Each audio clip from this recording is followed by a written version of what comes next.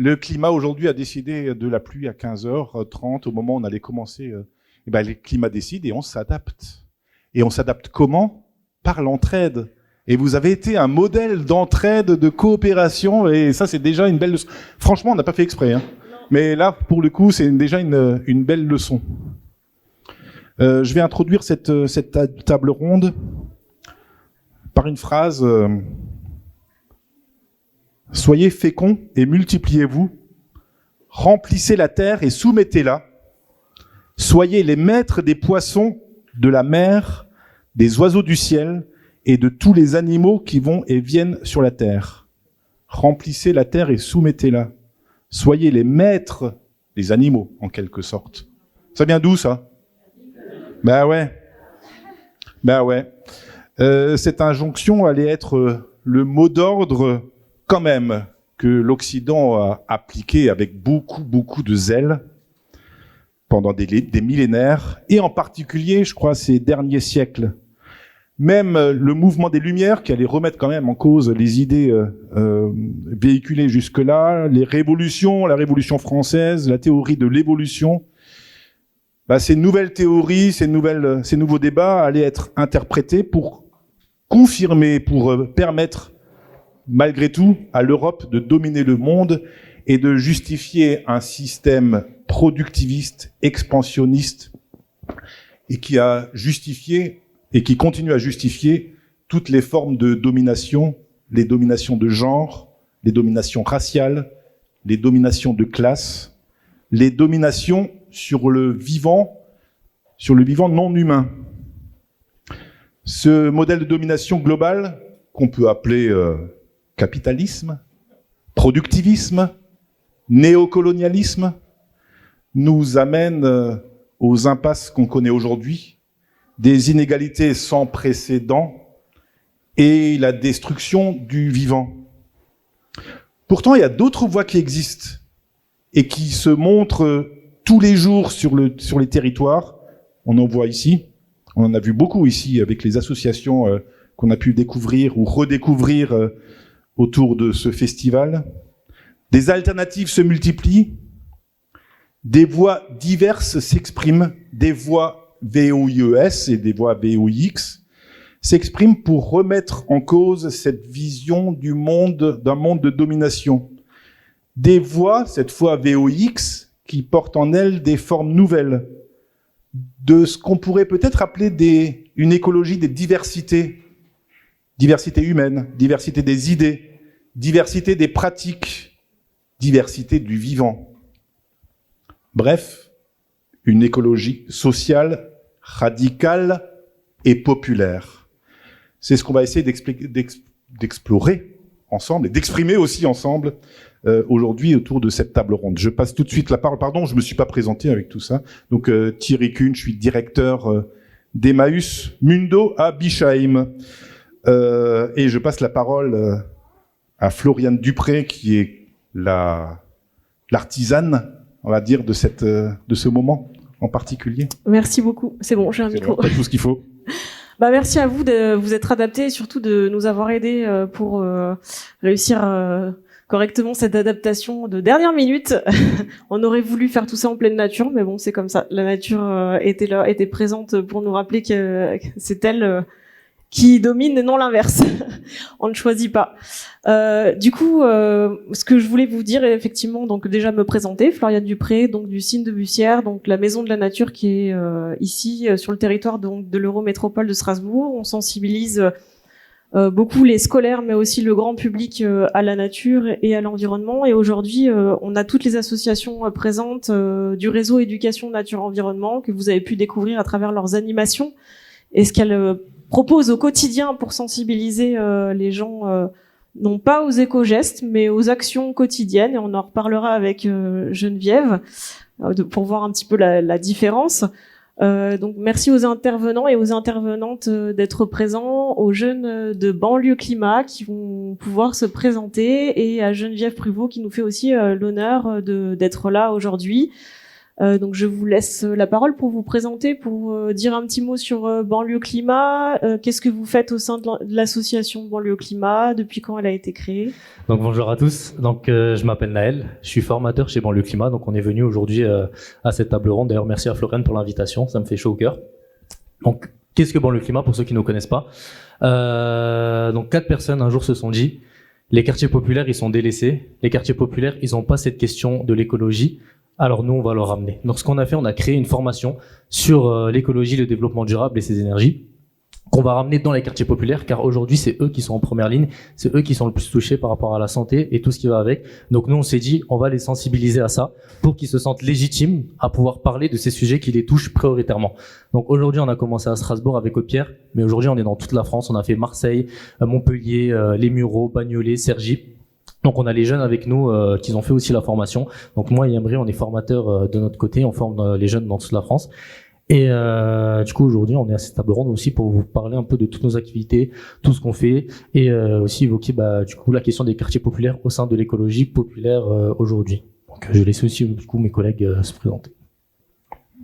Merci. Alors bonjour, moi c'est Meïssa, je suis étudiante et aussi membre de Banlieue Climat.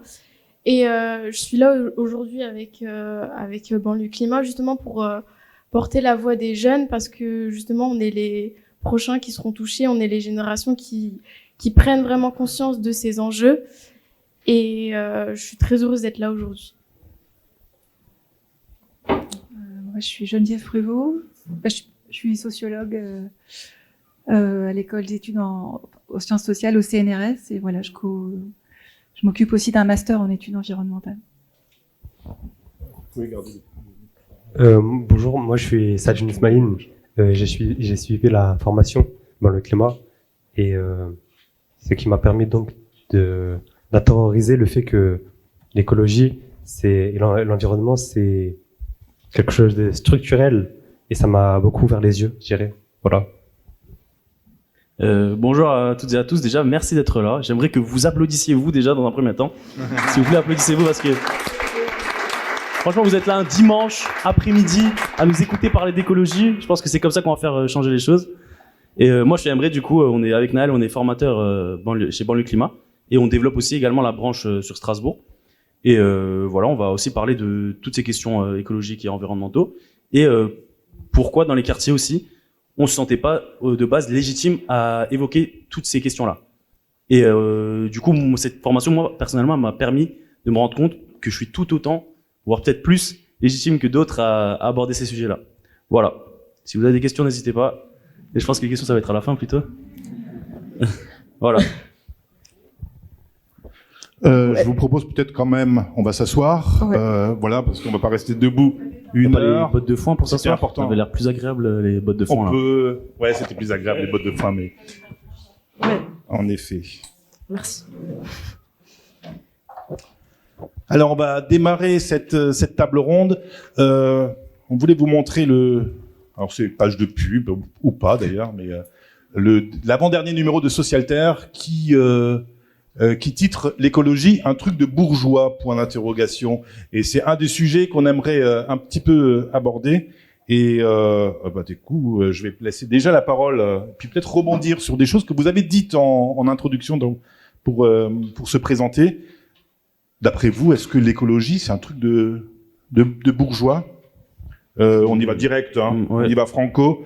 Est-ce que c'est un truc de bourgeois et un sujet dicté par les bourgeois pour les bourgeois? Enfin, Alors, voilà. Et en quoi, pardon, et vous l'avez dit un petit peu, finalement, dans les quartiers populaires, dans les banlieues, il y a une espèce de culpabilisation de choses. Ouais, les banlieues ne se mêlent pas de questions écologiques, alors que, et ça a été dit prioritairement, c'est souvent dans les quartiers qu'on souffre le plus de ces questions environnementales. Donc voilà, c'est la première question, ouais. pour le coup. Alors, est-ce que l'écologie c'est que pour les bobos? Vous pouvez répéter la question? Pour les bourgeois, est-ce que c'est un truc de bourgeois? Est-ce que c'est un truc de bourgeois? Alors, je pense que pendant un long moment, c'est ce qu'on pensait. Nous, moi, je viens du Nehof, avec Smaïn aussi qui est un habitant du Nehof. Et moi, par exemple, avant d'intégrer Banlieue Climat, toutes ces questions écologiques et environnementaux, ça me faisait peur. Moi, ils m'ont invité à cette formation et je me suis dit, oula, ils vont peut-être me taper sur les doigts parce que je laisse l'eau allumée pendant que je me brosse les dents, ouvert pendant que je me brosse les dents, et peut-être qu'il y a certaines choses que je respecte pas et on va me taper sur les doigts. Je me suis dit, je vais pas y aller. On m'a dit, pas du tout, c'est pas ça, machin chouette. Fais un effort, au moins fais 1 heure et après tu verras si ça te plaît. Et en fait, ça m'a permis de réaliser justement cette question, la question de la légitimité. On va y revenir souvent. C'est parce que justement, on m'a prouvé que j'étais beaucoup plus légitime. Et en fait, pourquoi on pensait que c'était quelque chose pour les bobos entre guillemets, pour les bourgeois? C'est, je pense qu'ils ont un accès prioritaire à l'éducation, ils ont plus ils ont plus de moyens pour l'éducation, donc ils sont mieux informés sur ces questions-là. Donc c'est pour ça que eux se sentaient tout de suite légitimes à aborder ces questions-là. Et nous, ça a pris un peu plus de temps, mais ouais, je pense qu'on est les premiers écologistes en fait. Et nous, c'était par nécessité et par besoin. Donc c'est pour ça que je pense qu'on est tout à fait légitime de parler de ces sujets-là et que c'est pour tout le monde. Je vais peut-être te relancer sur cette question de nécessité, parce que ça, pour le coup, c'est très intéressant. Je fais partie d'Emmaüs, pour le coup, il y a 70 ans dans Emmaüs. Les premiers compagnons d'Emmaüs, ils ont commencé à collecter des objets, non pas par souci écologique et à les remettre en état, non pas par souci écologique, mais par un souci de survie. C'est ce que moi j'appelle l'écologie de nécessité. Et tu as prononcé le terme. C'est quoi l'écologie de nécessité? Et peut-être en quoi la question écologique et l'action au quotidien, l'écologie du quotidien, est appliquée dans les quartiers beaucoup plus que ce qu'on pourrait penser. En fait, moi je pense mes parents, même mes grands-parents, ils étaient écolos, mais sans même le savoir en fait, sans se revendiquer écologiste. C'est quand je dis par nécessité, par besoin, c'est parce que voilà, on n'avait pas les mêmes moyens que tout le monde. Même si on n'a jamais manqué de rien, c'est par exemple éteindre la lumière, c'est parce qu'on a besoin de cet argent. On n'a pas de voiture, à l'époque on n'avait pas de voiture, on prenait les transports parce qu'on n'avait pas les mêmes moyens. Donc c'est de là, c'est pour ça que je parle de nécessité en fait. C'est parce qu'on le faisait, mais parce qu'on n'avait pas le choix. Voilà. Ok, est-ce que d'autres voudraient réagir sur ce sujet-là? Donc, je reviens sur ce que Emre disait sur la légitimité des quartiers populaires à parler de ça. Pourquoi on dit que c'est quelque chose de bourgeois? Je pense pas que c'est quelque chose de bourgeois, c'est juste que les quartiers populaires aujourd'hui ont d'autres problématiques. Par exemple, une mère de foyer qui a un salaire et 5 enfants, elle a d'autres problèmes à gérer que l'écologie. Elle a d'autres problèmes au quotidien qui font qu'elle ne va pas forcément penser à autre chose. Mais je vais revenir aussi sur le fait qui disait on essayait de consommer modérément pour économiser de l'argent ou autre. Nous, on a inventé un terme avec Ferris, le cofondateur, les écolos-hess, on les appelle. Donc, c'est des écolos, en fait, déjà à nos parents. C'est des écolos qui ont remplissé une baignoire pour la douche et on n'utilisait que cette eau. On n'utilisait pas plus, parce que plus, ça faisait perdre de l'argent. Ou bien, pour le PQ, c'était 2 feuilles, tout simplement, pas plus. C'est un exemple bête, j'essaie, c'est des exemples bêtes, mais ce qui fait qu'en fait, pour vous dire, les quartiers populaires, ils ont des problématiques qui font qu'ils sont devenus écolos par nécessité, en fait. C'est pas parce qu'on leur a parlé de il faut faire ça, il faut faire ci. Ils le savaient sans même le savoir, en fait. Et ça, c'est ce qui est fascinant. C'est pour ça qu'on dit qu'ils sont en première ligne de tous ces gestes du quotidien et qu'ils ont d'autres problématiques justement par rapport à ça. On leur a pas ramené ça. Mais avec Bon le Climat, on est là justement pour leur apprendre ça. Et certains, en fait, savent déjà ce qu'il faut faire. Ce qui est fou, c'est dans la formation, on va leur donner des exemples, mais eux, ils savent déjà le faire, en fait. Donc, ces questions du quotidien, ils les ont appris involontairement, simplement. Et j'aimerais juste rajouter une chose, c'est que moi, par exemple, quand j'étais plus jeune, quand il y avait des fêtes de quartier, etc., il y avait des gens qui venaient de la ville, qui n'étaient pas du tout originaires du quartier, qui voulaient faire justement des projets écologistes dans les quartiers. Et ce qu'ils faisaient à chaque fois quand on était plus jeune, c'est on ramenait des sacs poubelles et on ramassait les déchets qui étaient par terre. Et en fait, là récemment, on a eu une discussion avec des personnes de la mairie. Bon, j'ai pas donné de nom, mais justement, on se posait plein de questions sur ce qu'on allait faire, etc. On cherchait nous-mêmes des financements pour étendre notre formation. Et un des élus a dit ce serait bien qu'on prenne des sacs poubelles et qu'on ramasse les déchets par terre. C'est une super idée, non? Et nous, on a dit, mais madame, mais ça, c'est ce qu'on fait depuis un moment, et il n'y a aucune valeur éducative, il n'y a aucune pédagogie là-dessus. Donc nous, ce qu'on veut faire, c'est en fait, ramasser les déchets, c'est bien, mais faire comprendre pourquoi les déchets sont là et pourquoi ils ne devraient pas être là. Donc, nous, ce qu'on fait, c'est un travail de fond, qui est compris par les gens de quartier, et c'est pour ça que c'est des gens de quartier qui forment ceux des quartiers. Voilà. Donc je pense que chacun fait de l'écologie à sa manière de là où il vient, en fait. Je pense que c'est le mieux, c'est ce qui est le plus adapté. Voilà. Alors du coup, on vient de parler un peu des quartiers populaires en ville. J'aimerais aussi qu'on s'intéresse maintenant à ce qui se passe à la campagne, un peu plus avec toi, Geneviève. Du coup, tu as écrit récemment, hein, je crois, La subsistance au quotidien et le quotidien politique. Donc, est-ce que tu peux nous expliquer en quoi finalement le quotidien, c'est-à-dire les actions quotidiennes, se réapproprier la production des biens de consommation, c'est-à-dire savoir par exemple d'où viennent les chaises sur lesquelles on s'assoit, d'où vient la table sur laquelle on mange, d'où viennent nos aliments. Ça, on a tendance effectivement à l'ignorer de plus en plus. Est-ce que tu peux nous expliquer en quoi ces actions quotidiennes sont éminemment politiques ?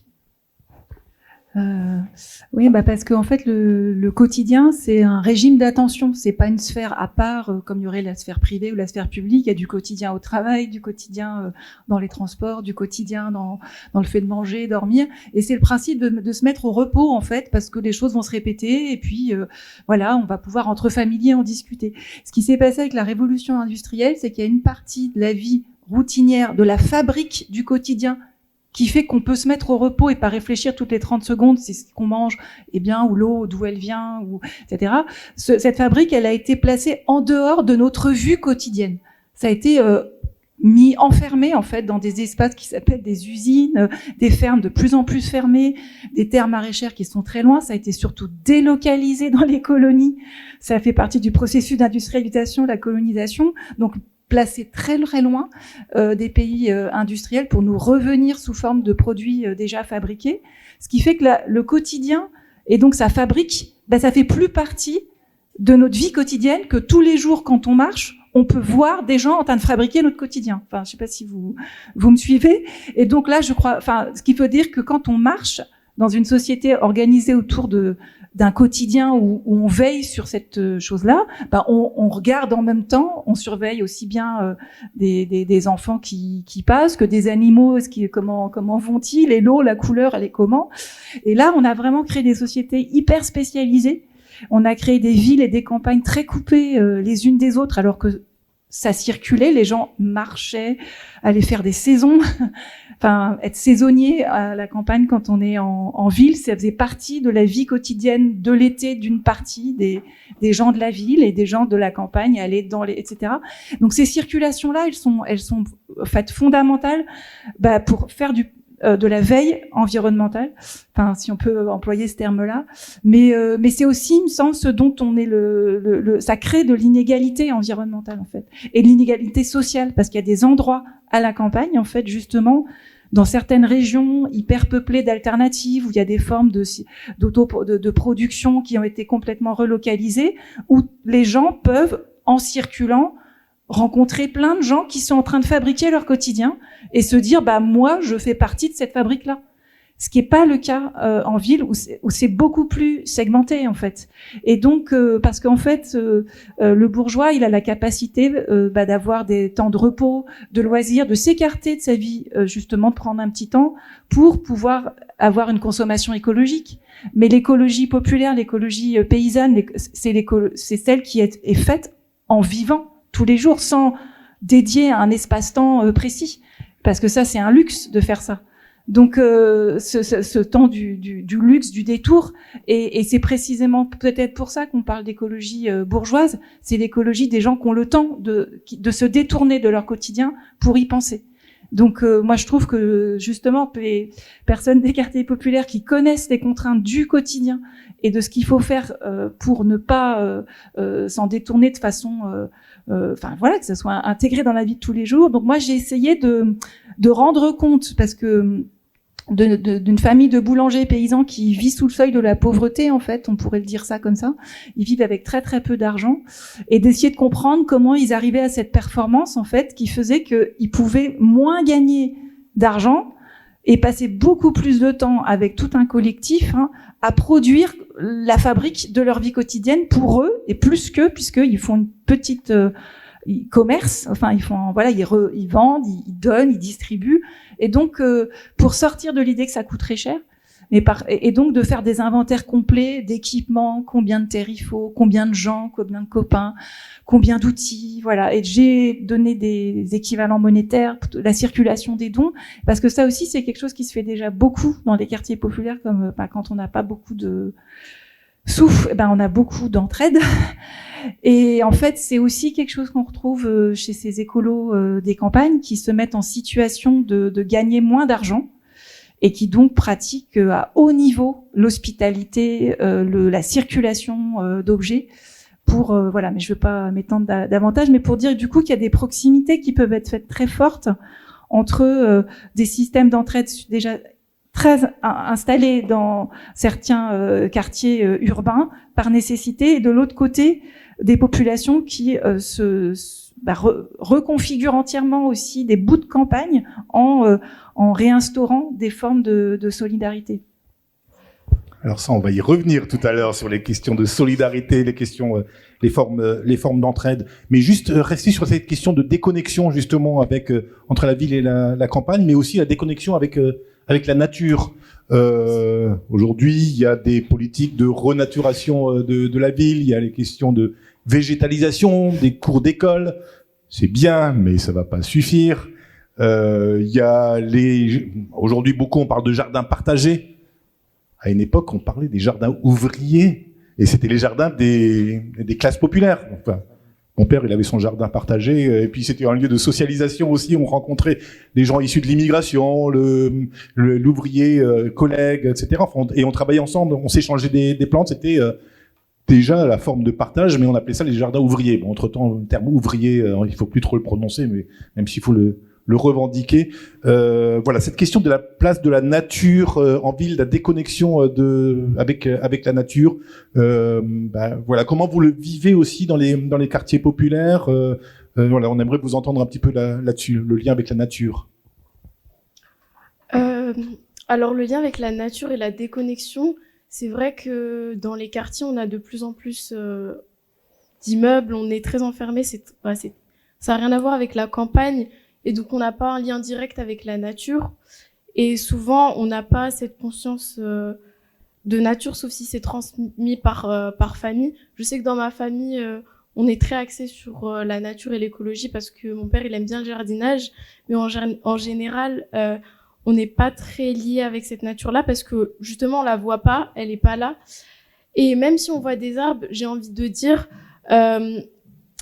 il y a des personnes qui sont dans la nature, mais qui ont pas non plus une conscience écologique. Et donc, je pense pas que ce soit vraiment lié directement au territoire. Et je pense que dans ces quartiers-là, dans ces zones urbaines, on peut très bien aborder le thème de l'écologie, ne serait-ce qu'avec la question de l'air qui est pollué, parce que l'air est beaucoup plus pollué dans ces quartiers-là qu'à la campagne. Et donc ces personnes-là sont très touchées par ces questions écologiques. Finalement, même si d'un premier abord, on pourrait dire que oui, l'écologie, c'est planter des carottes et planter des arbres. En fait, c'est pas ça, c'est beaucoup plus structurel, comme ça a été dit avant. Et c'est aussi en lien avec ce que vous disiez par rapport à l'industrialisation. Donc, industrialisation et écologie, c'est vraiment deux choses qui vont de pair. Et donc les zones urbaines, les zones d'industrie, d'ouvriers sont vraiment touchées par ces questions-là. Et quand on parle d'écologie, on devrait plus parler de mode de consommation, de l'air qu'on respire, de ce qu'on mange, de ce que les industries font, et pas seulement des petits gestes. Parce que certes, les petits gestes sont bien et qu'il faut se reconnecter avec la nature, mais il faut aussi prendre conscience que c'est quelque chose qui est beaucoup plus grand que ça. Et qu'avec ces petits gestes, on n'arrivera pas justement à nous sortir de cette crise climatique. Merci beaucoup. D'autres voulaient réagir, peut-être, je sais pas si sur la question du lien avec la nature que tu as très bien éclairé. Et alors j'ai quand même une question complémentaire pour le coup. Tu disais que ton père, il adore le jardinage. Comment il fait pour le coup en quartier? Il a un jardin, il a. Oui, on a ce qu'on appelle des jardins partagés. Ouais, d'accord. Ok.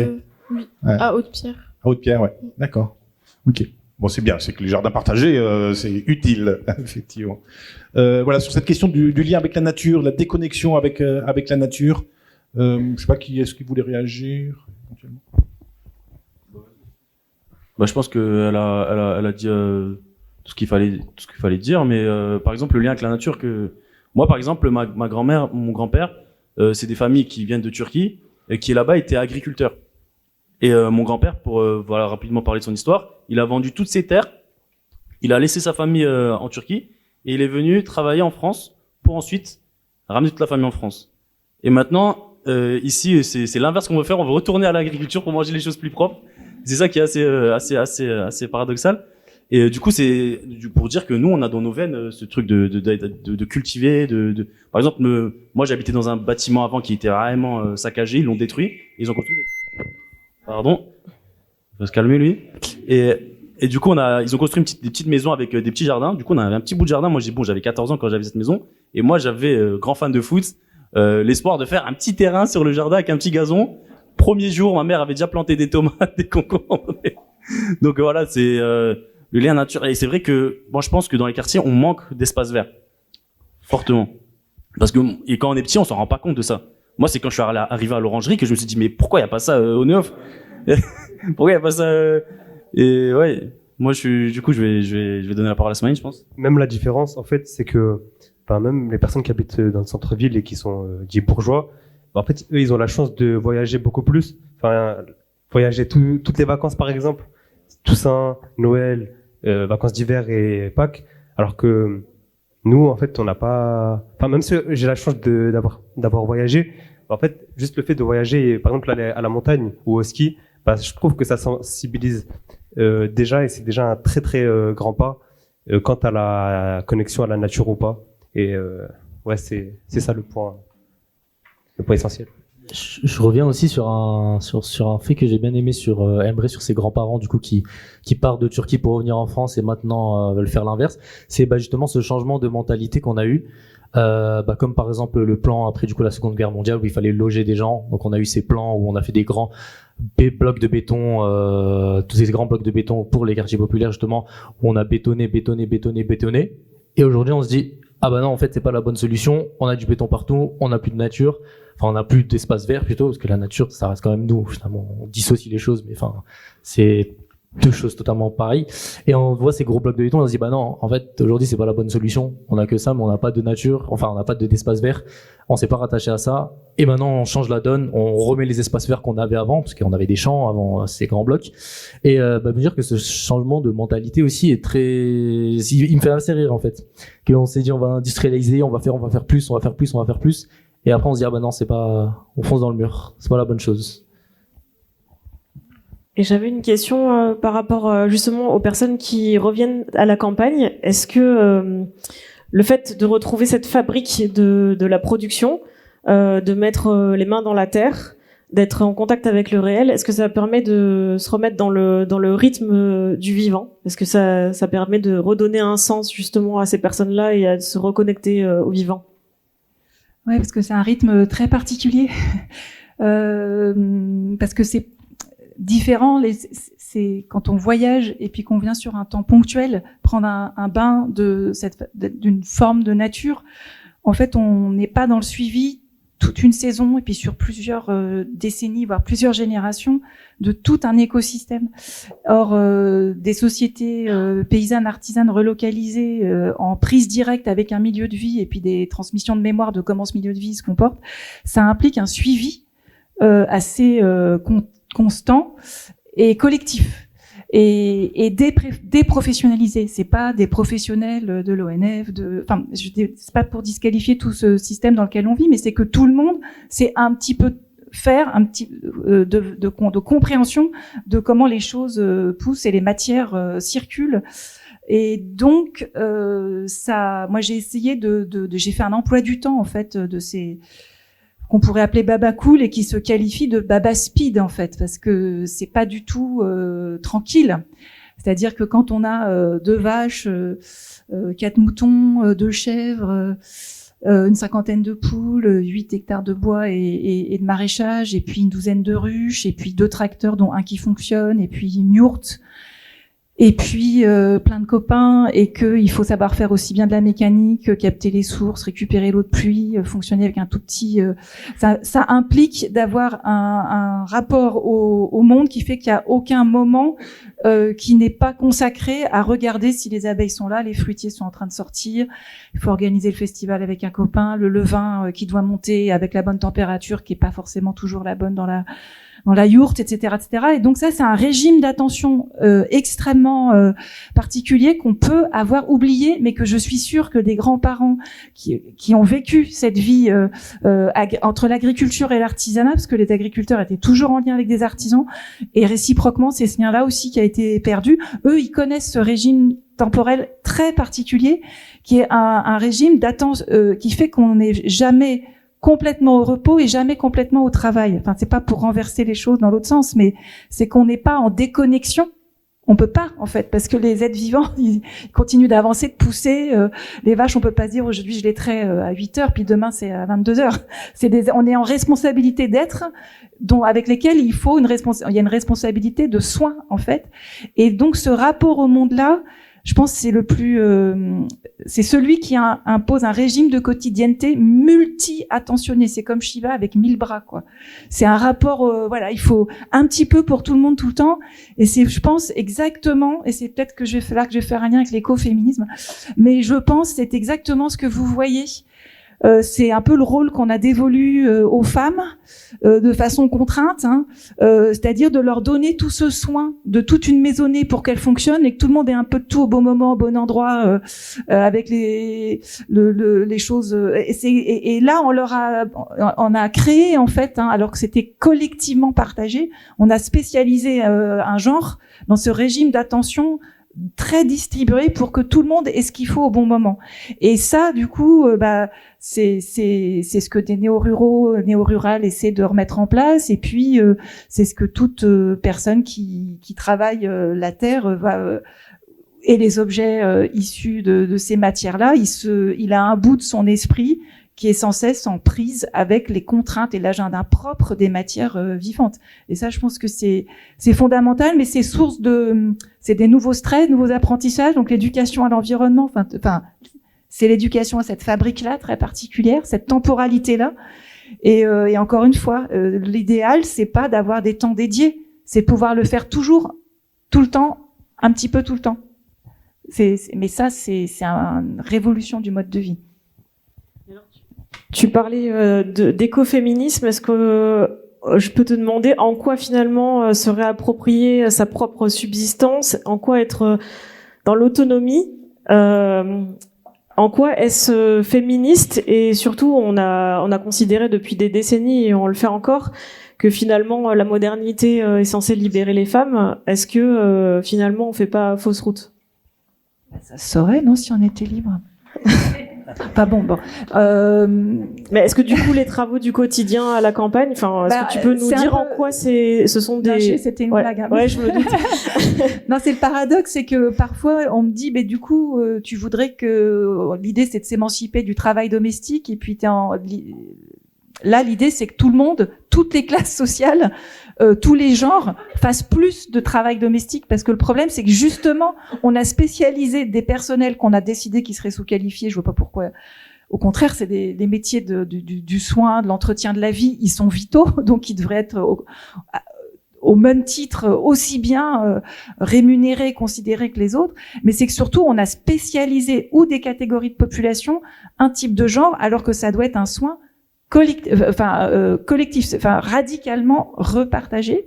Et donc la proposition écoféministe, c'est à la fois de dire, on a pu dire que ça pouvait être quelque chose typiquement féminin, alors qu'en fait c'est quelque chose de profondément humain et surtout potentiellement révolutionnaire. Donc moi c'est vrai que je suis plutôt du côté d'un écoféminisme matérialiste qui va plus, qui vise à dégenrer, ou à dire en tout cas ça, tout le monde doit le prendre en charge. Après s'il y en a qui sont plus confortables de le faire avec ce qu'on pourrait dire des compétences de genre qu'elles ont déjà, on va pas demander à tout le monde de devenir mécanicienne du jour au lendemain. Et voilà, il y a des choses qui font qui sont liées aussi à l'histoire de vie des gens et des socialisations qu'on a eues. mais c'est en tout cas l'histoire de dire que personne ne doit s'y soustraire. Et je pense que ça, en tout cas, c'est le programme écoféministe qui m'intéresse, qui me plaît. Et est-ce que tu as pu justement voir à travers les témoignages et les études que tu as faites dans les campagnes, est-ce que tu vois que le travail est plus partagé? C'est juste, donc du coup, je me suis livrée à des comptages en bonne sociologue, qui fait quoi, combien de minutes, quelle qualité du temps, est-ce qu'il y en a qui ont plutôt des temps sympathiques, tandis que les autres feraient du sale boulot, parce qu'il y a des tâches aussi qui sont, tout n'est pas... donc je me suis livrée à tout ce travail là dans cette enquête-là, mais en gros, c'est une vraie obsession aussi bien dans les couples que j'ai pu investiguer que dans les collectifs de vie, que la juste répartition du travail de subsistance qui est énorme.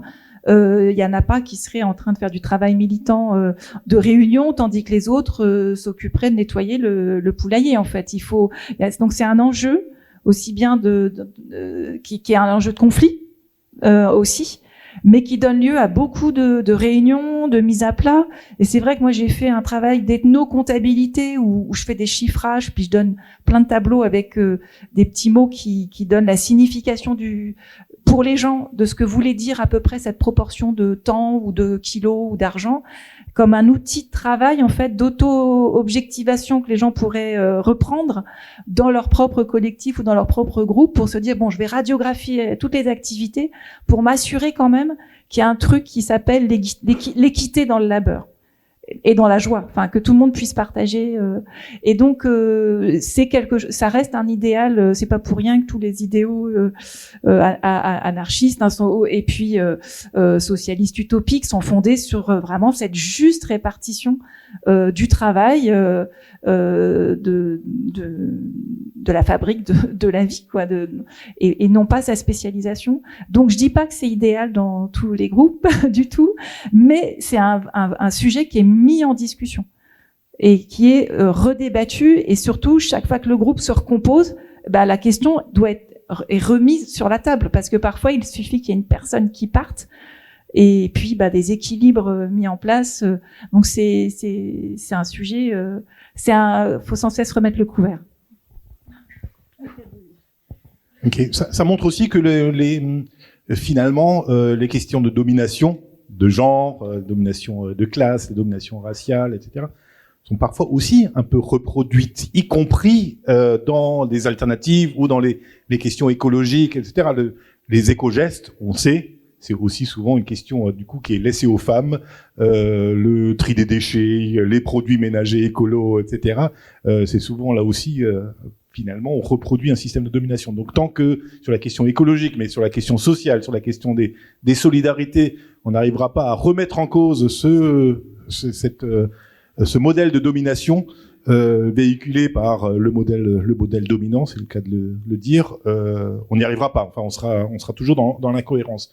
Alors, tu as parlé de révolution, et puis finalement, on a parlé d'écologie radicale, etc.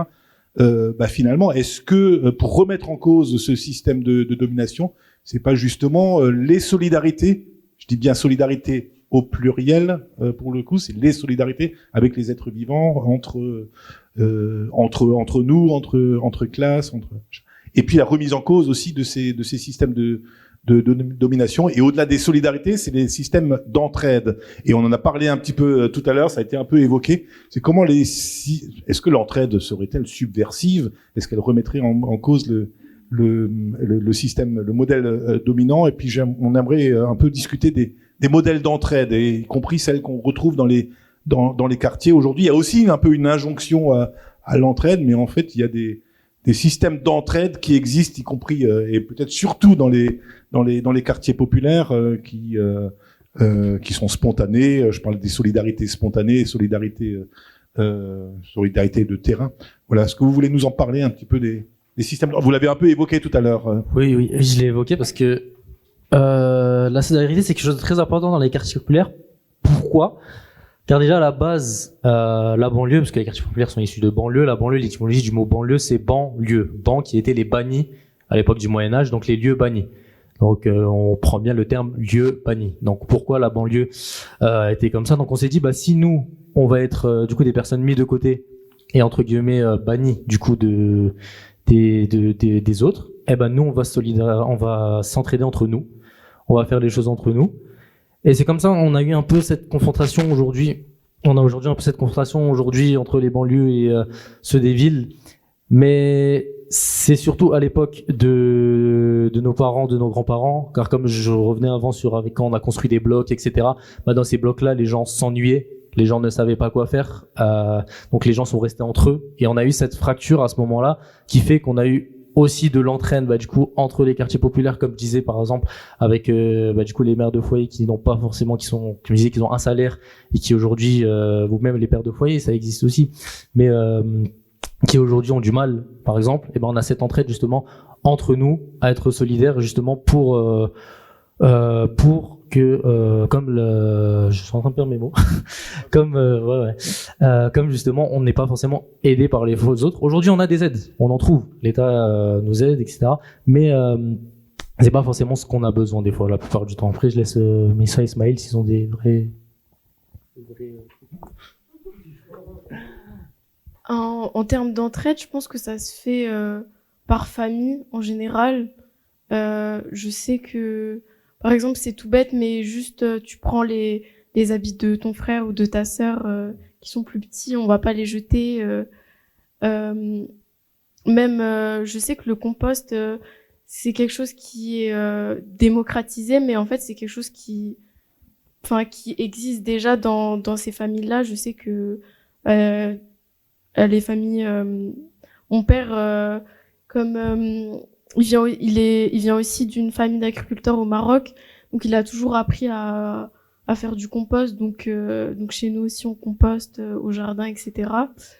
Et en termes de partage, on se serre les coudes justement parce que on sait que dans cette société on n'est pas les plus avantagés, donc par nécessité on doit être solidaires entre nous, et c'est quelque chose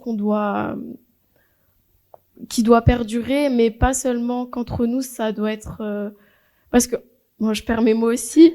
Non, c'est parfait.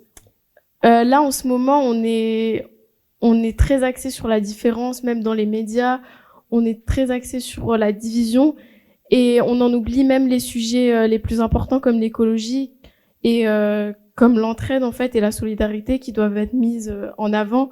Et c'est pas justement en mettant l'accent sur les différences et sur les divisions qu'on va avancer et qu'on pourra justement mettre en place des mesures concrètes pour la solidarité et l'écologie. Et finalement, l'écologie et les solidarités et l'entraide, c'est le même sujet, quoi. En soi, c'est la même chose, ouais. Maïssa disait que c'était dans un premier temps très familial, c'est vrai, mais c'est aussi maintenant justement entre les personnes du quartier. Par exemple, à Haute-Pierre, je sais qu'ils ont fait des ruches sur les bâtiments, et ils ont même formé les habitants à gérer ces ruches-là pour récolter du miel, etc. Et là, justement, ça va se faire aussi. Mon oncle aussi, un grand passionné d'abeilles, qui s'est formé lui tout seul, qui a un petit crack des abeilles. Il va maintenant le faire au Neuf, ça normalement, c'est en pourparler. Et voilà, c'est justement les jardins partagés aussi, qui a été dans les quartiers, ça marche très très très bien. Donc voilà, c'est la solidarité et l'entraide, ça fait partie de nous aussi, mais comme un peu tout le monde, je pense. Voilà. Et il y a même une partie très grande, c'est l'associatif. Par exemple, les centres socio-culturels, où j'ai rencontré Emre, par exemple. Mais aussi, par exemple, le vrac. Enfin, ma mère, elle achète au vrac, et c'est une association qui fait du bio et qui produit, qui récolte. Ouais, et qui récolte aussi des produits produits il y a pas très loin, quoi. Et il y a des échelons de prix, et je trouve que c'est une superbe initiative parce que ça permet de manger bio et le rendre accessible, et je pense que c'est super, et faut continuer dans cette voie. Et alors, dans les campagnes, qu'est-ce qui se passe au niveau de l'entraide ? Qu'est-ce que tu peux nous dire, Geneviève, sur l'autonomie déjà ? Est-ce que ça signifie être replié sur soi-même ou plutôt en direction des autres ? Et j'ai aussi envie de te poser la question, est-ce que c'est une entraide entre différentes luttes, c'est-à-dire entre les actions quotidiennes individuelles, plus par foyer, par maisonnée, par famille, comme tu disais, Est-ce qu'il y a des liens donc entre ces actions-là et celles qui sont plus grandes, par exemple collectives comme Notre-Dame-des-Landes ou d'autres, ou l'anti-GCO pour nos luttes locales ici? Déjà, les sociabilités rurales, elles sont, selon leur plus ou moins grand écartement des villes, on va dire, sont déjà fondées sur des sociabilités qui ont été fortes et donc solidaires, qui ont été relativement maintenues. Mais il ne faut pas idéaliser les campagnes pour autant, il faut vraiment regarder petit bout de campagne par petit bout de campagne. Il y a des fractions politiques aussi, il y a des divisions politiques qui se mettent en place, mais il y a quand même une dépendance à son voisin et au voisinage qui est très forte et qui donc fait que il y a des choses qu'on pense qu'elles sont juste le fait des écolos ruraux, néo-ruraux, mais qui sont en fait tout simplement le fait qu'ils s'intègrent dans une sociabilité rurale et puis qu'il la renouvelle en ajoutant de nouvelles têtes, si vous voulez. Mais donc ça, je dirais, c'est peut-être aussi un point commun avec certains quartiers, c'est que justement, il y a des tas d'endroits où l'État-providence, dans certaines campagnes, n'est pas là, en fait, ou peu là. Donc les gens, ils sont habitués à avoir des formes d'organisation. Il n'y a pas de transport en commun. Le premier mécanicien est super loin, il n'y a pas de médecin. Enfin voilà, il y a des déserts, ce qu'on appelle des désertifications rurales qui peuvent conduire à des maintiens forts de solidarité. Mais ce que moi j'ai pu observer, c'était des campagnes très circulantes, avec plein de gens qui allaient et qui venaient, et qui donc venaient de la ville à la campagne, puis de la campagne à la ville. Et donc j'ai essayé pas de cartographier, mais donc j'ai vu deux types de luttes que j'ai appelées les luttes feutrées, c'est-à-dire celles qu'on voit pas trop, qui semblent un peu dispersées, et puis de l'autre côté des luttes frontales, c'est celles qu'on voit quand il y a des grands articles de journaux avec un grand mouvement social, une mobilisation, et en fait on a tendance, en tout cas en sciences politiques ou même dans les médias, à les séparer.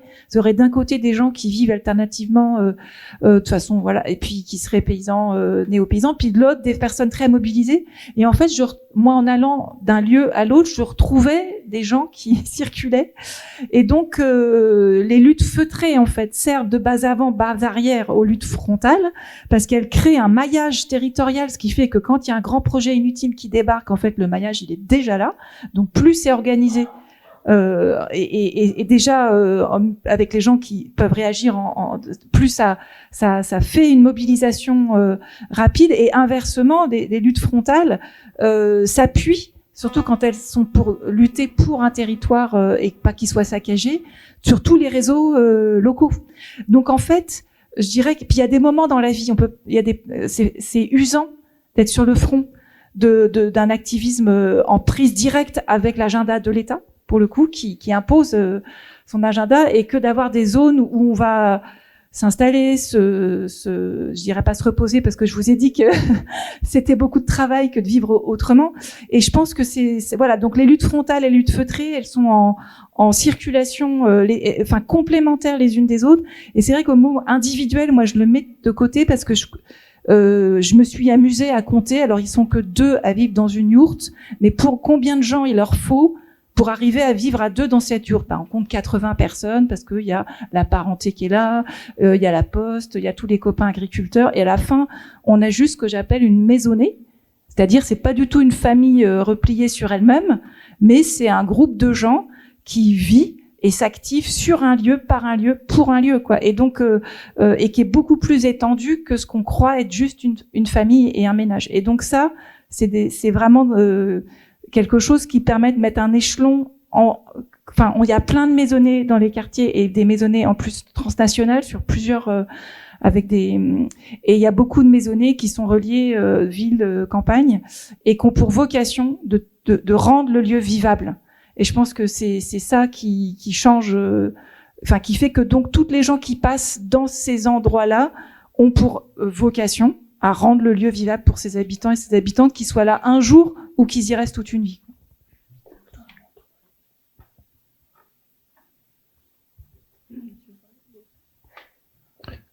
Oui, justement, on voulait finir un peu et après on va laisser la place. La place aux questions. Voilà, et les questions sur les questions d'habitat. Mais Geneviève, tu en as déjà bien parlé. Peut-être une question à l'équipe de banlieue climat sur les liens entre la ville et la campagne. Et où est-ce que vous, chacune, vous vous voyez habiter plus tard? Peut-être, est-ce que plutôt la ville, plutôt la campagne? Est-ce qu'on reste dans les quartiers? Est-ce que, voilà, quel type d'habitat? Mais vraiment, peut-être se projeter, plutôt ville, plutôt campagne. Et comment on imagine la ville de demain? Qu'est-ce qu'il faudrait changer en ville pour demain, pour que ce soit justement des habitats plus vivables pour chacun et chacune?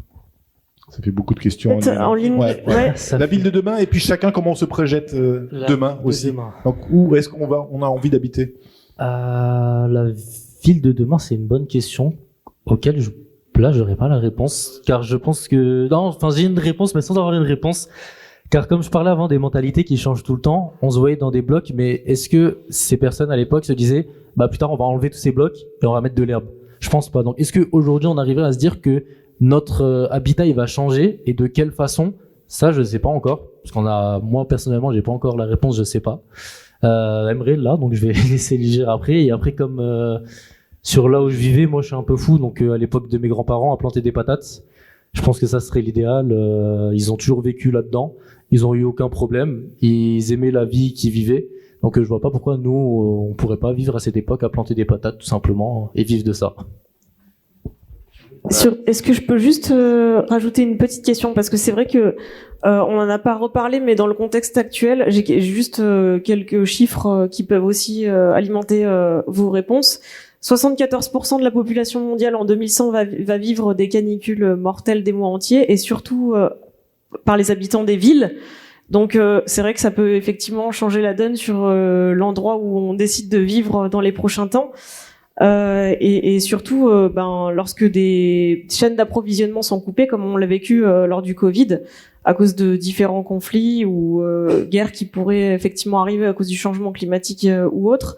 Du coup, c'est vrai que c'est des questions aussi qui nous remettent à plat le fait de vivre en ville actuellement, même si on idéalise peut-être la campagne ou pas, parce qu'on y a peut-être déjà vécu. Moi, personnellement, j'y ai vécu toute mon enfance et mon adolescence, jusqu'à l'âge adulte. En tout cas, je pense que je ne l'idéalise plus. Mais en tout cas, voilà, c'est une question qu'il faut avoir en tête par rapport au changement climatique aussi. Donc voilà, je remets un petit peu cette question-là. Ouais. J'ai pris le micro, mais là, je regrette, il y a trop de questions. Non, mais j'ai rajouté des choses, mais j'aurais peut-être pas dû. Je vais prendre la ville de demain. Alors, j'en choisirai une au pif et je vais répondre. Alors, la ville de demain, moi, en fait, il y a pas très longtemps sur Twitter ou sur X, je sais plus comment on appelle cette application maintenant, j'ai vu des photos de Strasbourg il y a plusieurs centaines d'années. Place Kléber. J'étais choqué. Je dis, mais c'est pas Place Kléber, il y avait des arbres de partout, de la verdure, mais quoi, et en fait, la voiture n'était pas encore très répandue. Ils ont enlevé tout ça pour faire des routes, pour ensuite interdire l'accès aux voitures en ville. Moi, je pense qu'il y a un vrai problème d'anticipation, en fait. Vraiment. Et si on avait laissé ces arbres maintenant, on serait pas bien, là? On se promènerait là-bas et, je pense que la ville de demain, c'est, voilà, faut... Merci. Ouais, les champs de patates et des arbres. Ça va être notre prochain slogan, je pense. Voilà, je pense que la ville de demain, ce serait ça. Hein. Des arbres. Vous voulez réagir, et puis toi aussi, comment tu te vois demain Personnellement, je me verrais toujours habiter en métropole, mais je voulais aussi axer sur le fait que on pense à titre individuel que ce serait mieux d'habiter à la campagne, alors que je crois que j'ai entendu dire que habiter dans des appartements c'est beaucoup plus écologique, il me semble. Et c'est ça la différence, non? On peut rebondir sur cette question. On a eu la table ronde avec Guillaume Faburel l'année dernière, qui nous montre que les métropoles, au contraire, sont beaucoup plus polluantes. C'est en termes d'énergie, en termes d'autonomie alimentaire. On n'a que 48 heures d'autonomie alimentaire en ville. Toutes les chaînes d'approvisionnement, comme on a dit, sont complètement déconnectées de nous, en fait. Donc, tout ce qui est importé de l'extérieur, c'est une énergie immense qui est produite par les habitants des villes, et il y a des études qui montrent que en dessous de 50 000 habitants, une ville ou une bourgade reste viable écologiquement, mais au-deçà, ça devient extrêmement polluant en tout. Donc en fait, les villes ne sont pas écologiques, okay, malgré ce qu'on peut croire, même si on prend le vélo et qu'on mange végétarien. Mais ok, parce que là, ça ça renverse toutes mes idées reçues et même par rapport aux canicules, hein, parce que j'avais jamais entendu ces chiffres-là et ça fait peur. Surtout que moi, je voyais plutôt mon futur dans des métropoles même. Donc c'est super intéressant. Ouais. Et j'ai pas de réponse non plus, donc pour l'instant. Ouais, je voulais rebondir sur la question par rapport de où on vivrait, par exemple, avec tout ce qui arrive, avec le climat et tout. La question est très pertinente parce que ça veut dire qu'en fait, on se voit déjà un peu comme migrants climatiques. C'est-à-dire qu'on se voit déjà un peu devoir bouger à cause de tout ce qui arrive. Par exemple, sur les côtes, on a la montée des eaux, donc peut-être les côtes, on va devoir les éviter. Les feux de forêt en ce moment, donc éviter de se mettre un peu à côté de la forêt. Là, il y en a eu en France où avec les nappes phréatiques qui sont descendues, il y a plus d'eau. Ah bah comment on fait ici, on peut pas vivre avec de l'eau. Les canicules, ah ici il fait chaud, comment on va faire, etc. On se met déjà dans cette idée en fait où on se dit ah bah c'est peut-être pas le meilleur endroit où je vais vivre. Mais quand on regarde en fait, ça se passe un peu partout. Donc au final, on se dit bah où je vais aller puisque ça se passe partout, que c'est entre guillemets nous qui engrenons tout ça. Et du coup la question de se dire où habiter pour éviter ça, bah en fait elle existe pas forcément parce qu'il va forcément y avoir quelque chose si on continue sur cette dynamique là. Et mais que se dire dans sa tête qu'on va peut-être des migrants climatiques, je trouve c'est quelque chose qu'on s'est mis dans la tête déjà. Et je trouve c'est marrant.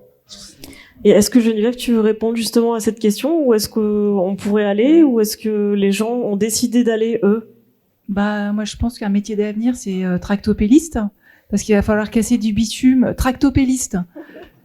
Avoir un tractopelle, ça va devenir vital pour casser du bitume, parce qu'en fait, on va pas tous s'installer à la campagne. Par ailleurs, il faut une réforme foncière d'ampleur, puisque la campagne appartient à quelques agriculteurs qui possèdent toutes les terres arables et une partie des bois, sans compter les multinationales qui se mettent sur le coup, tous les agriculteurs qui partent à la retraite et toutes les terres qui vont aller à l'agrandissement d'agriculteurs de plus en plus. Donc en fait, de toute manière, même si on voulait partir, on pourrait pas. Parce que là, la propriété foncière des terres arables n'est pas redistribuée. Donc là, la question, en fait, ne se pose donc pas. Donc, tractopelle, dans l'immédiat, à mon avis. Hein. Et parce qu'en plus, les gens, ils vont pas déménager. Ils ont tout leur tissu de solidarité qui est là. Donc, en plus, ça voudrait dire déménager avec toute sa maisonnée, tout son quartier, et donc ce qui est super aussi, parce que ça peut, enfin moi je vois des vrais entre guillemets des écolos néo-ruraux qui partent à une vingtaine au final. Donc ça peut se faire, mais du coup de partir de là où on est et de reclaim the streets en plantant tout ce qu'on peut, en faisant pression sur les communes qui ont des communaux et qui donc peuvent les rendre nourriciers, surtout pas les redonner aux gros agriculteurs, qui peuvent transformer des places et puis c'est un moyen d'action, je pense très fort, et aussi de devenir agriculteur, puisque le sésame pour avoir des terres, c'est d'avoir le titre d'agriculteur. Donc passer en masse le concours, enfin il faut un BPREA, c'est aller au lycée agricole, voilà, aller au lycée agricole et passer ce foutu diplôme. Et ça vous donnera un accès privilégié aux terres. Et il se trouve que les gens qui savent travailler les terres, c'est des ouvriers détachés issus de l'immigration qu'on exploite, qui sont sous-payés. C'est des immigrés deuxième génération qui ont des savoir-faire de la terre, et c'est les derniers à avoir accès à la terre. Alors qu'ils ont et elles ont ces savoir-faire. Donc, passer par le sésame du diplôme d'agriculture pour ensuite dire, bah, on a le diplôme, mais vous nous donnez pas les terres. Je pense que c'est un bon plan. En tout cas, ça fait partie des plans possibles. Et j'habite entre la ville et la campagne. Merci, c'est bien parce que cette question de la propriété et de l'accès à la terre, on souhaitait l'aborder aussi. Et puis voilà, il y a plein de sujets. Mais quand même, je note quand même l'idée de se mettre en tête que tous, potentiellement, on peut être migrants climatiques demain, même s'il n'y a pas de lieu, même si on ne sait pas où aller, et puis il n'y aura pas de lieu protégé, si ce n'est que si on remet nous-mêmes en cause le modèle de vie en ville, le modèle, et on note les tractopelles, mais je crois que le CIN a prévu, il y a une dizaine de tractopelles qui nous attendent pour une action militante tout à l'heure. Et on va tous, du coup, place Kléber tout à l'heure, et on va enlever, déminéraliser la place Kléber, et on va faire un champ de patates et des arbres, et c'est, voilà. Alors, on va vous laisser la parole. Déjà, une main qui se lève, peut-être d'autres. À moins que tu voulais rajouter quelque chose. Ah oui, oui. Peut-être à vous aussi de nous dire où est-ce que vous voyez habiter, où est-ce que, voilà, demain tous, on va réagir à tout ce qu'on s'est dit est peut-être déjà une première question. Est-ce que Diane, tu peux te rapprocher, s'il te plaît, pour faire passer le micro aux gens? Merci. Bonjour, je m'appelle Estelle et en fait moi j'ai vécu dans un quartier aussi, et moi je trouve qu'on n'a pas beaucoup de pouvoir décisionnel par rapport à notre lieu de vie futur, parce que déjà à la base on n'a pas de patrimoine quand on vient d'un quartier, donc voilà, on n'a pas trop le choix en fait. Moi j'ai fait des études, j'ai dû travailler pendant mes études pour pouvoir faire des études, et après on n'a pas aussi les pistons après les études pour trouver un emploi. Voilà, moi je trouve que c'est un parcours compliqué, et du coup quand on est écolo on n'a pas forcément, moi mon rêve ça serait oui d'être néo-rural, d'avoir voilà ma ferme avec pouvoir produire mes légumes, avoir un poulailler. Et j'ai 33 ans et j'habite en appartement, j'ai pas pu même avoir accès à un terrain, je vais dire un jardin tout simplement, avec un poulailler, tout ça. Donc je trouve que pour les gens qui viennent des banlieues, des quartiers, ce pouvoir décisionnel de se dire où est-ce qu'on veut vivre plus tard, on l'a pas forcément en fait. Ouais. Ouais. Est-ce que c'est une question privilégiée finalement, de classe aisée, de pouvoir changer et choisir sa forme d'habitat? J'aimerais bien réagir à ce que tu as dit, parce que tu as mis le doigt sur quelque chose de vraiment important. C'est par exemple, moi, ma grand-mère, j'aime beaucoup parler d'elle parce que c'est un exemple pour moi. Et quand elle est venue en France, elle a pas eu accès à l'éducation. Enfin, elle sait pas lire, elle sait pas écrire. Et eux, ils habitaient, quand ils sont venus en France, ils habitaient dans un petit endroit tranquille avec la famille. Et moi, je lui explique, mais c'était pas au Neuf. Et moi, je me suis dit, comment vous avez atterri au Neuf? C'est la question que je me pose déjà de base. Elle me dit, ouais, c'est des gens qui sont venus nous voir avec ces mots.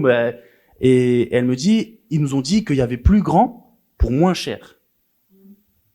Et elle s'est dit, déjà, on est une famille nombreuse, ça va être plus pratique. Mais ce qu'ils ont pas dit, c'est qu'il y a les usines à 3 km, c'est que l'accès au centre-ville, il est beaucoup plus compliqué, qu'on est plus exposé à la pollution, etc. Ça, du coup, comme ils ont pas accès à cette éducation-là, ils étaient pas au courant. Et du coup, comme t'as dit, on n'a même pas eu le choix on nous a imposé d'habiter là, en fait. Tu vois? Donc c'est vraiment, tu mets le doigt sur quelque chose de vraiment, vraiment important. Ouais. Donc c'est super important ce que tu dis. Merci. Question, pardon. Oui, bonjour Camille. Du coup, je voulais réagir par rapport à l'idée de tous passer un BPREA. Moi, je vis en milieu rural. Je me suis posé la question de faire ça. Sauf qu'en fait, il faut savoir que du coup, il y a énormément de fermes qui doivent être transmises là dans les prochaines années, et il y a beaucoup de candidats, mais c'est très très compliqué d'accéder à des terres. Et malheureusement, là, il faut qu'on se mobilise, parce qu'en ce moment, il y a la loi d'orientation agricole qui est en train d'être votée à l'Assemblée, et concrètement, ça va pas du tout dans le bon sens, puisque on va plus financiariser des terres. Donc, en gros, le foncier va pas être accessible aux nouveaux arrivants, aux personnes qui se forment. Donc oui, passer un BPREA, mais si c'est pour ramer, pour pas trouver de terre, et voilà. Donc concrètement, je veux dire, faut aller dans la rue là, c'est tout quoi.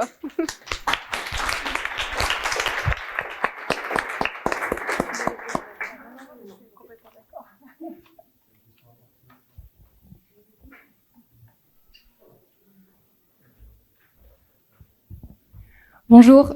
Rose, je voulais réagir aussi à cette prise de parole sur la question d'être potentiellement tous des futurs migrants climatiques. Moi, ce qui m'interroge beaucoup, et du coup peut-être sur lequel vous avez peut-être des pistes, c'est que aujourd'hui c'est difficile de mobiliser des gens sur un projet sur le long terme, sur lequel on pourrait se projeter avec joie, avec envie, avec entrain, et en fait rêver de survie. Proposer des horizons dans lesquels tout est détruit, c'est difficile pour mobiliser, pour faire rassembler autour d'une même lutte. Et je me demande aujourd'hui, qu'est-ce qu'on propose en fait? On rêve à quoi? Et je pense que la manière dont on se projette, les ambitions qu'on a pour notre futur, il faut qu'elles changent en fait vis-à-vis de la réalité, de l'actualité. Et je sais pas quel nouveau récit en fait on écrit pour essayer de mobiliser autour de nous, pour essayer de mobiliser les jeunes, pour essayer de mobiliser nos potes, pour essayer de leur faire comprendre que, en fait, si on change tous notre mode de vie, si on change tous notre manière de vivre au quotidien, ça peut être un avenir enviable. Je pense que vous, justement, bravo, vous êtes des acteurs de ça dans votre association, d'essayer de montrer que, en fait, on peut tous s'approprier ce sujet. Mais aujourd'hui, je sais pas en fait comment vendre un demain enviable en fait et une volonté de se mobiliser pour le mieux auprès de chacun de mon entourage pour qu'il nous rejoigne et qu'il soit dans une lutte enviable pour tous.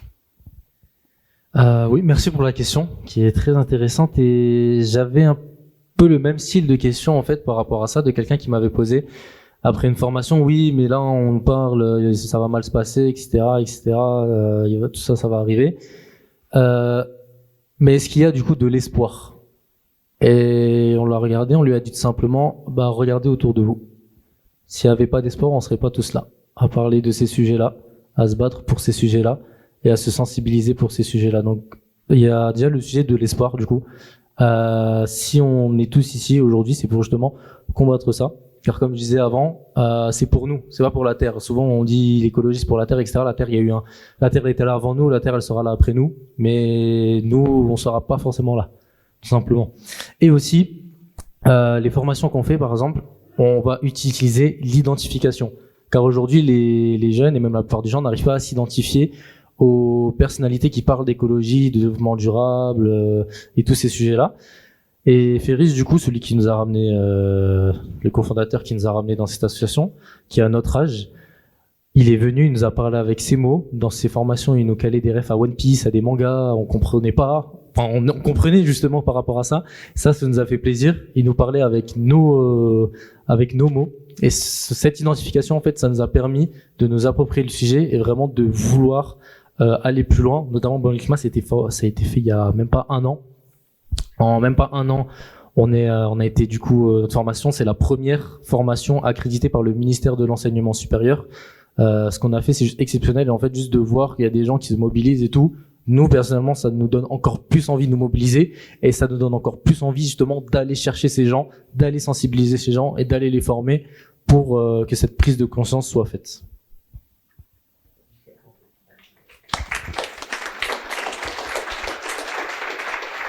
Je sais pas si d'autres voulaient réagir peut-être à cette, parce que moi je veux bien réagir aussi à cette question d'un futur, d'un nouveau récit, d'un futur enviable, etc. Parce que moi j'ai le sentiment que tout le XXe siècle ça a été ça, où on imaginait un futur applicable partout, à tous. Le marxisme ça a été ça, le capitalisme c'est aussi finalement une forme de récit qui nous amène droit au mur, hein. Mais voilà, le marxisme on sait ce que ça a donné, etc. Est-ce que c'est pas la réflexion inverse qu'on doit avoir? C'est pas un modèle, c'est pas un récit qui va être applicable partout, tout le temps et par toutes et tous. C'est bien toutes et tous qui vont construire d'autres discours, d'autres modèles à partir de ce qu'ils sont. C'est la belle leçon de banlieue climat, par exemple, et puis d'autres. C'est sur les territoires qu'on va construire ensemble et que on espère bien que ça va faire contagion et qu'on va s'enrichir les uns les autres aussi des expériences des uns et des autres. Donc c'était un peu aussi Faburel l'année dernière, les biorégions, etc. Enfin, c'est sur les territoires qu'on va construire des alternatives à partir de ce que les gens sont et de ce que les gens font au quotidien, plutôt qu'un modèle qui va s'appliquer partout et tout le monde et à tout le monde et tout le temps. Et c'est super important ce que tu dis aussi, parce qu'en fait, nous déjà quand on fait les formations et quand les gens réalisent justement dans la situation dans laquelle on est, ils développent très vite ce qu'on appelle de l'éco-anxiété. Et ça justement, faut garder le juste milieu pour qu'ils gardent cet espoir et qu'ils se rendent compte quand même qu'on est quand même dans la merde. Mais c'est la vérité. Mais moi, la manière de penser que j'ai aussi développé cette éco-anxiété. Mais là, ce que j'ai, c'est justement comme l'a dit Naël, on est tous là à parler de ça. Et moi, tant qu'il y a un atome d'espoir, aussi petit que soit-il, moi, je vais m'y accrocher, je vais aller. Et ça, c'est ma motivation, tout simplement. Voilà. Alors, je rebondis sur ce que tu viens de dire sur l'éco-anxiété. Du coup, c'est aussi un des travaux de SIN, donc de notre association d'éducation à la nature et à l'environnement, de sensibiliser dès le plus jeune âge, mais par l'émerveillement à la nature, en fait, par l'éveil des 5 sens dès le plus jeune âge, c'est-à-dire vraiment de la crèche jusqu'à l'âge adulte pour éviter toute éco-anxiété et pour notamment on a les écoles du dehors. Diane est là, elle pourra vous en parler plus si vous voulez, mais elle accompagne les enseignantes, par exemple, à faire sortir les enfants dehors, donc à faire école dehors, littéralement, une fois par mois, voilà. Donc c'est quelque chose qui est vraiment une alternative positive, et ça donne de l'espoir. Je pense que t'as de l'espoir à chaque fois que tu vas, Diane. Et dans les quartiers du Neuhof, c'est ça? Ouais. Pas que.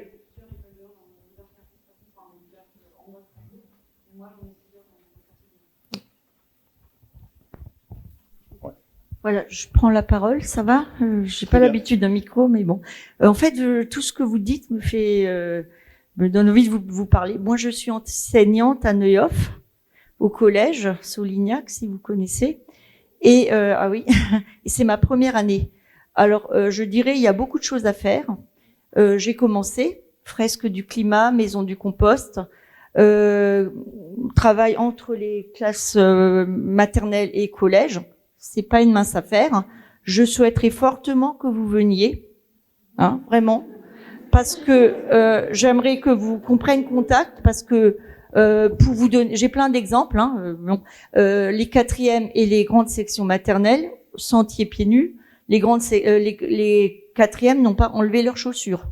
Il y a un travail là-dessus. Bien sûr, il y a d'autres questions qui entrent en ligne de compte, mais connaître la nature, vivre dedans, avoir des expériences, je pense que c'est important. Il y a eu des très belles choses magnifiques. Il faut pas lâcher. Et voilà, je vous invite. J'aimerais qu'on voit ça. Ensuite, c'est ma première année là, hein, donc voilà, voilà. Mais je pense que pour des questions plus générales, l'urbanisation de la ville, les questions des immeubles, des blocs, la végétalisation, il y a un fort travail d'architecture, de remise en question de ces choses-là. Il y a des modèles dans l'histoire de l'art, Unterwasser à Vienne. Hein, je veux dire, il y a eu des choses parce que les gens qui ont galère dans la nature, parce que c'est une vie de gros travail, hein, c'est pas les vacances. Mais il y a d'autres façons de vivre, même en ville, les ruches, les machins, enfin, et connaître la nature. Hein, l'ignorance, ça fait ne pas aimer, ne pas comprendre, ne pas s'investir. Donc là, l'éducation, hein, c'est essentiel, je pense. Tout la partie politique aussi. N'oublions pas de voter et de nous investir à ce niveau, parce qu'on n'a pas grand-chose comme moyen sinon. Il faut être nombreux. Par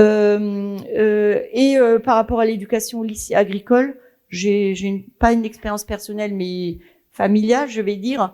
Il n'y a pas d'enseignement écologique, hein, dans les lycées agricoles. C'est aussi franchement, non. Enfin, ça dépend peut-être des lycées agricoles. Il y a peut-être une demande qui peut émaner de la terre ou de gens comme nous, mais c'est une question à soulever. C'est quand même pas ce genre d'éducation qui va amener des agriculteurs. J'aimerais mieux qu'ils soient paysans, mais voilà, vous voyez ce que je veux dire. Et là aussi, la politique peut jouer un rôle important. Voilà, je vais arrêter parce que sinon. Ce que vous avez dit en premier lieu, ça m'a grave impacté, parce qu'en fait, avant la cinquième, je savais pas du tout qu'il y avait un problème avec l'écologie. Et c'est justement le discours de ma prof d'histoire en cinquième qui m'a, parce que j'étais aussi au collège Solignac, et un discours de ma prof, je me rappelle encore, et ça m'a retourné le cerveau encore une fois. Et c'est là que je me suis rendu compte, et que, en parlant avec d'autres, qu'ils ont terrorisé ce problème en primaire. Et je pense que c'est là le problème. Et justement, l'initiative de sensibiliser ça dès la primaire au Neuhof, je trouve c'est une très belle initiative qu'il faut même élargir, et aussi avoir un discours qui vulgarise l'écologie et ce problème qui est structurel et qui, en fait, dans tous les cas, on va l'avoir, quoi. Et il faut éduquer énormément dessus. Voilà. Et c'est aussi pour répondre à ce besoin-là qu'on a fait cette formation. Donc on va rester en contact, et avec grand plaisir, grand plaisir, vraiment. En plus, nous on est habitants du Neuhof, donc il y a plus qu'à.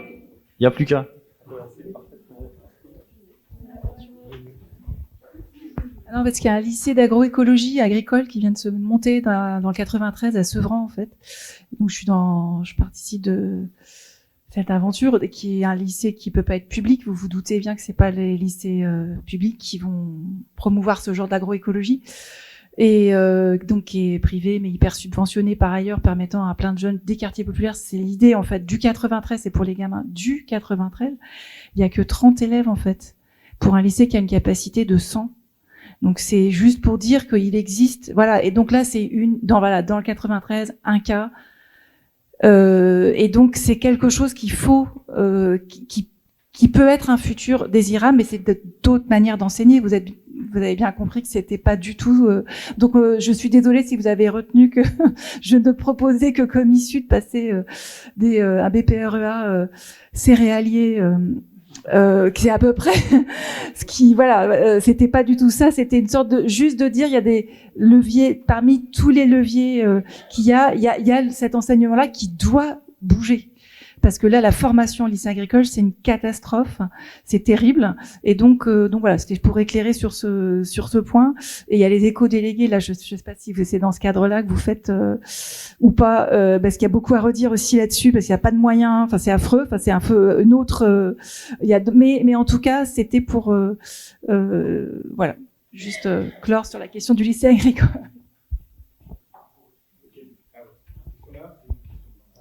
Alors, je voulais juste rebondir par rapport au lycée agricole. Nous, en fait, on va... Ouais, en fait... Jeunes, vieux, femmes, hommes, ça existe.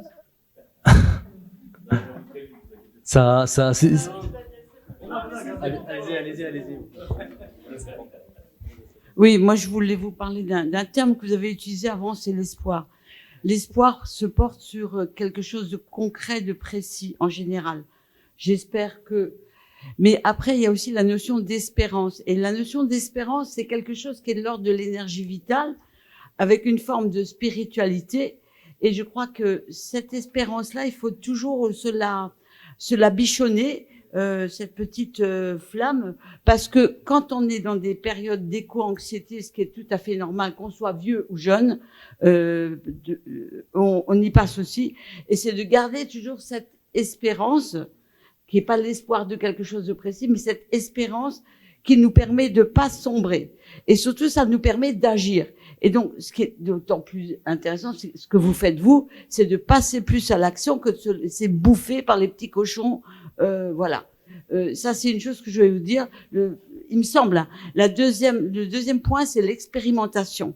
C'est-à-dire que actuellement, là, on est dans des périodes où on est obligé d'expérimenter.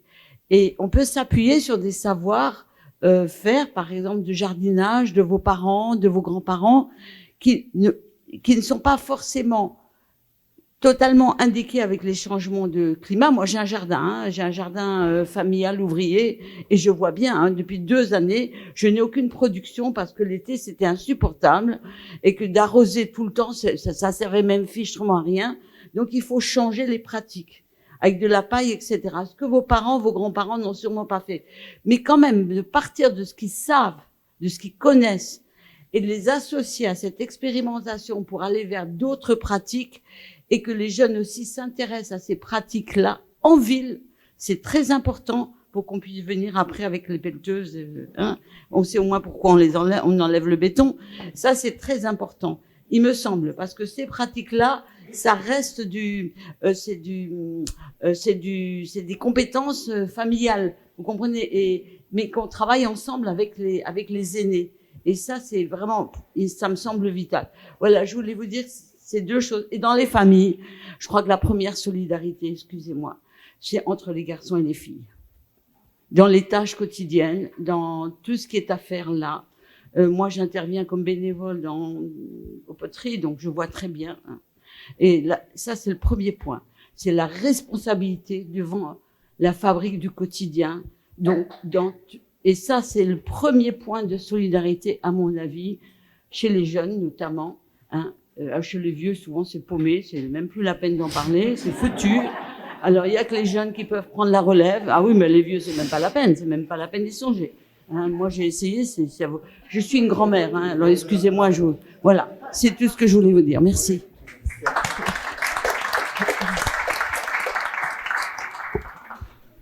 Du coup, tu nous proposes une convergence des luttes entre les classes populaires en milieu rural et les classes populaires en milieu urbain, quoi.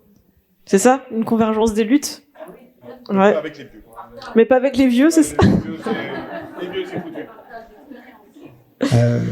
Bonsoir, parce que bon, l'après-midi passe bien. Moi, je déjà vous remercier parce que nous, on n'est pas du coin, on est du Bourges, on était chez les enfants. On a passé un agréable moment. Je voudrais simplement attirer l'attention sur deux petites choses. Il faut inscrire votre action, notre action, dans le temps. Moi, je suis issu du milieu hospitalier. Bon, je suis un vieux de la vieille, hein. Moi, j'ai appris à fumer à l'armée. Je vais vous donner un petit exemple. À l'armée, on donnait des cigarettes. C'est là que j'ai appris à fumer. Pour arrêter le tabac dans l'hôpital, moi, j'ai 40 ans de milieu hospitalier. Pour arriver à faire sortir le relais H qui vendait du tabac dans le hall de l'hôpital, avec la CFDT, moi, je suis anesthésiste, on a mis 20 ans. Et pour que le fait de savoir ne change rien dans le comportement. Je vous donne un exemple. Ce qui est mieux qu'un médecin sait que le tabac fait pratiquement 600 000 morts par an. Qui c'est qui fume le plus à l'hôpital? Les médecins, à cause des horaires. Non, mais c'est une béquille, le tabac. Donc, le fait de savoir, ça ne sert à rien.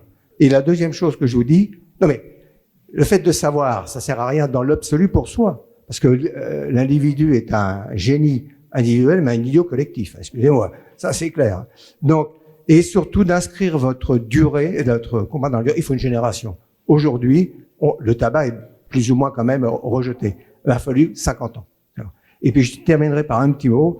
La campagne, c'est pas que les petites vaches et les petits oiseaux. Faut rentrer le bois quand il pleut. Faut avoir quelqu'un qui arrose le jardin parce que les salades, si on les plante, mais qu'au mois d'août, on dit bonsoir, on revient qu'au mois de septembre. Il n'y a plus de salade. Ça a aussi créé plein de contraintes.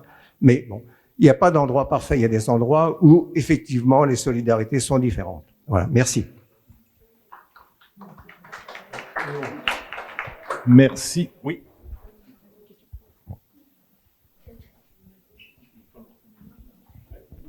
Merci beaucoup. Déjà, je voulais vous dire merci pour votre travail de terrain qui est indispensable. C'est aller à la rencontre des gens qui va permettre de faire la différence. Et du coup, de théoriser ça sociologiquement, ça m'a appris plein de choses aujourd'hui. Donc, merci beaucoup. Moi, ce que j'ai entendu, c'est qu'il y a une convergence des luttes. On parle de lutte pour le vivant, lutte pour le droit des femmes, lutte pour la lutte des classes. Et en fait, c'est une lutte, au final, de ce que je comprends, pour casser toutes les divisions dont, en fait, le seul responsable, ce serait le capitalisme. Est-ce que ce serait pas le capitalisme qui cherche à maintenir des inégalités, à maintenir des gens qui ont l'avantage sur d'autres? Du coup, en fait, pour répondre à la question où est-ce que j'aimerais habiter plus tard, moi j'aimerais bien habiter en anticapilie, voilà, un pays imaginaire anticapitaliste. Et du coup, pour revenir sur ce que vous avez dit et vous poser la question, moi j'entends que l'entraide est primordiale. On parle de la solidarité de bon sens en fait qu'on a toujours fait, notamment dans les endroits les plus précaires, les plus défavorisés.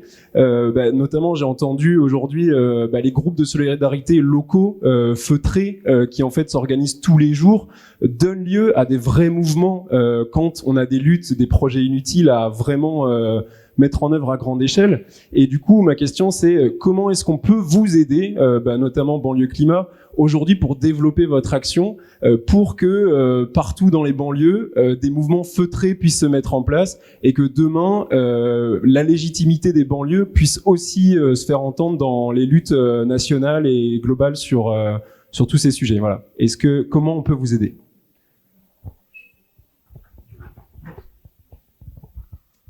Merci pour la question aussi. Comment nous aider? Nous suivre sur les réseaux. Déjà de Banlieue Climat pour si jamais sur Insta, Facebook, etc. On a notre site aussi. Venir à nos formations pour aussi se rendre compte avoir les connaissances nécessaires aussi et pour se donner aussi son point de vue critique par rapport à la situation, se donner son point de vue à soi.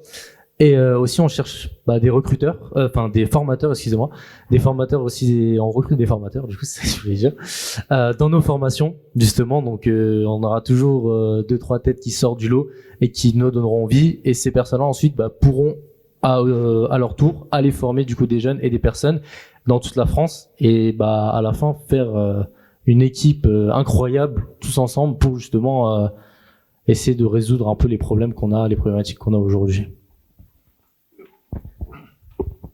Je vais juste rebondir sur ce que Naël a dit. Merci déjà pour cet intérêt que tu portes envers notre association. Et comme Naël l'a dit, en fait, aujourd'hui, on est appelé dans énormément de villes, sauf qu'on manque de formateurs. Du coup, nous, comment on recrute les formateurs? C'est justement ceux que nous, on forme dans un premier temps. On repère ceux qui seraient à même de devenir formateurs. Et ensuite, eux, ils sont sélectionnés pour une nouvelle formation pour devenir formateurs. Et aussi, voilà, on est appelé dans énormément de villes. Beaucoup de villes nous font confiance. Mais pour le moment, c'est très très loin avec Strasbourg. Donc, si quelqu'un a des contacts à la mairie de Strasbourg et peut leur mettre un petit mot à l'oreille et de faire accélérer un peu les choses, peut-être. Parce que Strasbourg, on vient de Strasbourg, la ville, c'est une mairie verte qui est écologiste. Et pour l'instant, ça prend beaucoup de temps. Alors que d'autres villes, comme Montpellier ou d'autres, eux nous appellent, veulent qu'on vienne dès demain. Et ça prend beaucoup moins de temps. Donc, pour moi, c'est un peu... Je sais pas. Moi aussi, je sais pas. Ça... Est-ce que le message est passé? Voilà. Oui. Très bien. On va peut-être arrêter là. Il y avait une dernière question, peut-être. Alors après, ne vous enfuyez pas. On a prévu une chorale féministe et il pleut plus. Donc on retourne dans la prairie. Donc avant, je veux juste prendre la dernière question et ensuite on va dans la prairie pour la chorale féministe et il y a un bal folk aussi pour danser tous ensemble. Et il y aura aussi une séance dédicace très courte. Je sais pas si Geneviève Pruvot pourra dédicacer encore ses livres. Voilà. Oui, du coup, c'était juste pour faire plutôt une remarque, pas forcément une question, et promis, j'en ai pas pour très longtemps. Je voulais dire que peut-être on pourrait utiliser le changement climatique comme une opportunité pour retrouver un peu plus de sens à sa vie, se débarrasser du superflu et revenir à l'essentiel. Et plutôt que de s'acheter une Audi qui est plus grosse que la voiture de son voisin, utiliser la paire de baskets qu'on a déjà pour partir à l'aventure, parce que finalement, on a besoin que de ça et peut-être d'un bon kawaii en ce moment. Voilà. Belle conclusion, merci.